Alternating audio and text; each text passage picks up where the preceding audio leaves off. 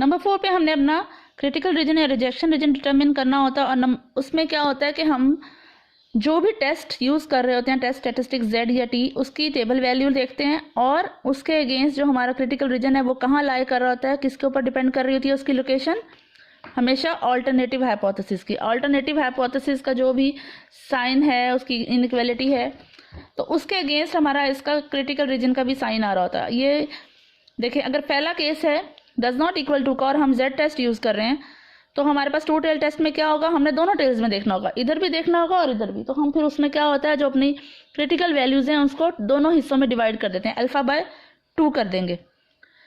If theta as per the first के theta does not equal to theta naught, तो critical region क्या होगा कि Z जो कैलकुलेटेड वैल्यू होगी, जो इसकी आप कैलकुलेट वैल्यू करेंगे, वो टेबल वैल्यू से माइनस वाली साइड पे आपने लेस में देखनी है और ग्रेटर वाली साइड पे पॉजिटिव में देखनी है। और बाज़ दफ़ा हम ये भी करते हैं सीनियर क्लासेस में जाके, हम इसको क्या कर देते हैं, इन दोनों में देखने की बजाय हम एक जनरल क्राइटेरिया बना लेते हैं कि Z कैलकुलेटेड का मॉड ले लेते हैं और that should be greater than Z α/2। Mod लेने की रीज़न ये होती है बेटा कि नॉर्मल डिस्ट्रीब्यूशन में हमने क्या डिसाइड किया था कि दोनों तरफ इक्वली डिस्टेंट होती हैं वैल्यूज़, ठीक है। जितना एरिया इधर होगा उतना ही उसके दूसरी साइड पे होगा। तो फिर हम क्या करते हैं, माइनस और पॉजिटिव का जनरल टर्म ले लेते हैं मॉड करके और उसको ग्रेटर देन में चेक कर लेते हैं। फिर दूसरी कंडीशन क्या है, हमारे पास 1 टेल टेस्ट जब आ रहा होता है तो 1 टेल टेस्ट में हमने लेस देन या ग्रेटर देन वाला साइन यूज़ करना है। अगर हमारे पास alternative hypothesis less than theta naught है तो हमारा क्रिटिकल रीजन क्या होगा, Z calculated less than minus Z α। लेकिन यहाँ पे याद रखिएगा हम सिर्फ अल्फा लेंगे क्योंकि हमने एक ही टेल में देखना है, दोनों टेल में डिवाइड नहीं करना, वरना हम α/2 लेते हैं 2 टेल में। Theta is greater than theta naught, तो इसमें क्या होगा, Z कैलकुलेटेड शुड ऑल्सो भी greater than theta Z α। Number 5 step पे हम Z की वैल्यूज़ कैलकुलेट करेंगे। Z की वैल्यू के लिए जो भी हमारा फॉर्मूला है वो क्या है, x bar minus mu over sigma over √n या s ओवर √n।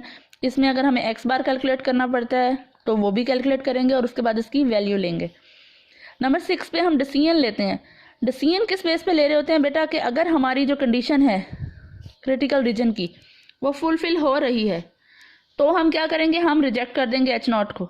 लेकिन अगर वो कंडीशन ऐसी है कि ये वाला हमारे पास ऑल्टरनेट ये लगा हुआ है क्रिटिकल रीजन और हमारी वैल्यू जो है ये वाली इससे बड़ी आ गई है तो हम रिजेक्ट करेंगे। लेकिन अगर यही वाली वैल्यू कम आ गई है तो फिर हम क्या करेंगे, we fail to reject H0 and we accept H0, ठीक है।